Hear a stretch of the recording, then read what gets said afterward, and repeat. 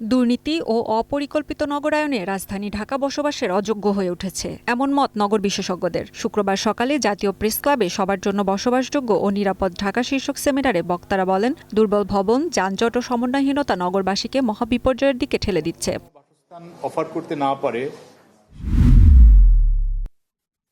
নিম্নতম মজুরি বোর্ড পুনর্গঠন সহ ৬ দফা দাবিতে মানববন্ধন করেছে গার্মেন্টস শ্রমিক ঐক্য পরিষদ। সকালে জাতীয় প্রেস ক্লাবের সামনে এ কর্মসূচি পালন করে সংগঠনটি। শ্রমিক নেতারা অভিযোগ করেন, সংশোধিত শ্রম আইন অনুযায়ী নিম্নতম মজুরি বোর্ড ৩ বছর পর পর পুনর্গঠন হওয়ার কথা থাকলেও এখন পর্যন্ত তা করা হয়নি।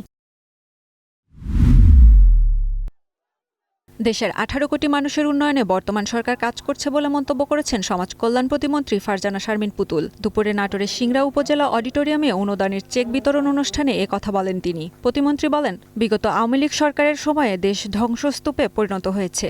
অনুষ্ঠানে নাটোর ৩ আসনের সংসদ সদস্য আনোয়ারুল ইসলাম আনুসহ অনেকে উপস্থিত ছিলেন। সমস্যাগুলোকে কাটিয়ে ওঠার জন্য বর্তমান সরকার দিনরাত কাজ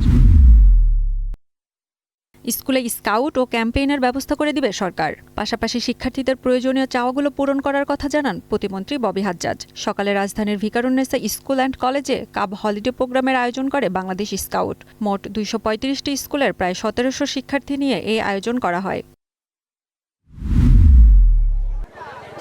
যশোরের বাঘারপাড়ায় পুকুরে ডুবে ২ বোনসহ ৩ কন্যা শিশুর মৃত্যু হয়েছে। দুপুরে উপজেলার জামদিয়া ইউনিয়নের দক্ষিণ পাড়ায় এই ঘটনা ঘটে। তাদের বয়স ১০ থেকে ১৩ বছরের মধ্যে।